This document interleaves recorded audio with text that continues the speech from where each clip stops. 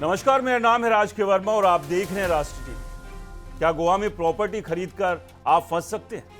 क्या आपका dream villa, आपका हॉलिडे होम या आपका करोड़ों रुपए का निवेश किसी ऐसे विवाद में फंस सकता है जिसका अंदाजा आपको बुकिंग करते समय भी नहीं था?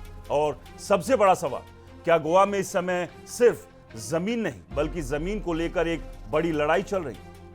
दोस्तों, पिछले कुछ महीनों में गोवा में जो कुछ हो रहा है उसने हजारों संभावित प्रॉपर्टी खरीदारों, इन्वेस्टर्स और बिल्डरों की चिंता बढ़ा दी। सोशल मीडिया पर एक नया नारा लगातार सुनाई दे रहा है, आम का नाका, यानी हमें ये नहीं चाहिए।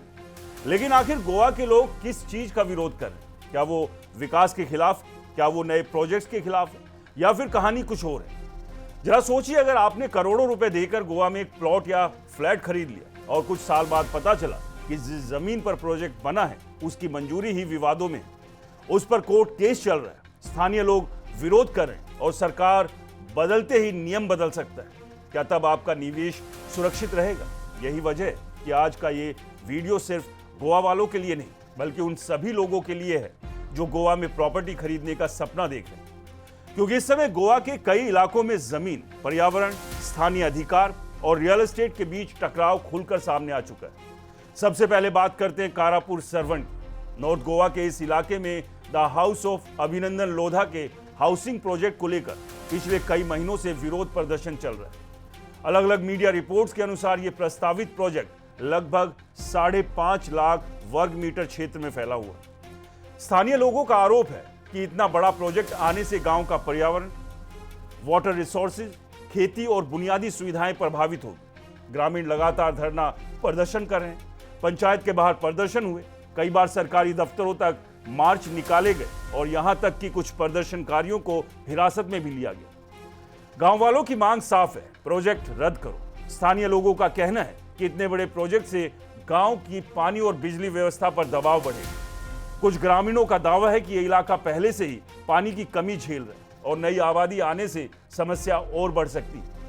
वहीं प्रोजेक्ट से जुड़े लोगों का कहना है कि सभी आवश्यक मंजूरियां ली गई है और विकास को पूरी तरह रोकना कोई समाधान नहीं।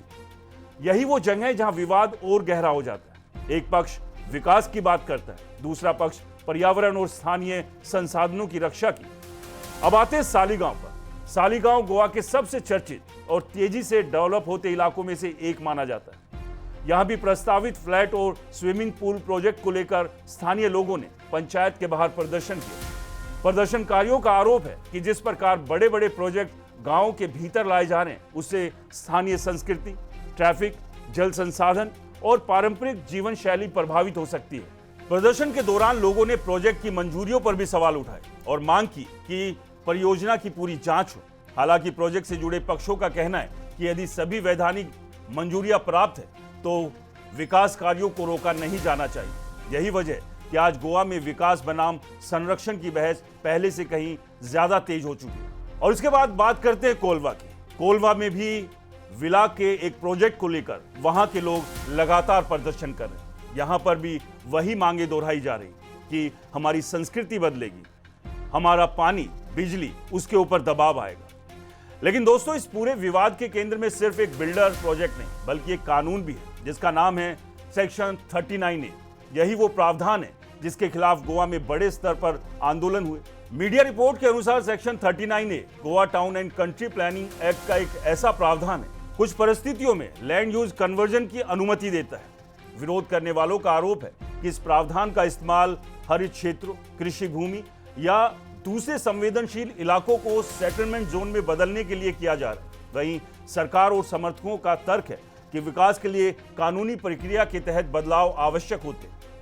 गोवा के विधायक वीरेश बोरकर इस मुद्दे को लगातार उठा रहे हैं। अलग अलग मीडिया रिपोर्ट्स के अनुसार उन्होंने सेक्शन 39A को रद्द करने की मांग को लेकर आंदोलन किया, भूख हड़ताल की और सरकार पर सवाल उठाए। उनका कहना है कि यदि लैंड यूज की प्रक्रिया पारदर्शी नहीं होगी तो भविष्य में गोवा की पहचान, पर्यावरण और ग्रामीण इलाकों का स्वरूप बदल सकता है। अब यहाँ एक और महत्वपूर्ण सवाल उठता है, अगर आप गोवा में प्रॉपर्टी खरीदना चाहते हैं तो क्या आपको डरना चाहिए? इसका जवाब इतना सीधा नहीं। गोवा का रियल एस्टेट बाजार अभी भी देश के सबसे आकर्षक बाजारों में गिना जाता है। उत्तर गोवा के कई इलाकों में पिछले कुछ सालों में प्रॉपर्टी की कीमतों में जबरदस्त बढ़ोतरी देखी गई। छुट्टियों के लिए घर, लग्जरी विला, सर्विस अपार्टमेंट और शॉर्ट टर्म रेंटल मार्केट ने इन्वेस्टर को आकर्षित किया। लेकिन साथ ही यह भी सच है कि जहां कहीं लैंड यूज, पर्यावरण मंजूरी या स्थानीय विरोध से जुड़े विवाद होते हैं, वहां खरीदारों को एक्स्ट्रा सावधानी बरतनी चाहिए। एक्सपर्ट्स आमतौर पर सलाह देते हैं कि किसी भी प्रोजेक्ट में निवेश करने से पहले उसकी रेरा स्थिति, भूमि स्वामित्व, पर्यावरण मंजूरियां, पंचायत और टाउन प्लानिंग से जुड़ी मंजूरियां तथा संभावित कानूनी विवादों की जांच जरूर करनी चाहिए। सिर्फ ब्रोशर देखकर या मार्केटिंग वीडियो देखकर फैसला लेना जोखिम भरा हो सकता है, खासकर तब जब किसी इलाके में पहले से स्थानीय विरोध चल रहा हो। इस पूरे विवाद का एक सामाजिक पहलू भी है। गोवा के कई स्थानीय लोग मानते हैं कि तेजी से बढ़ता रियल एस्टेट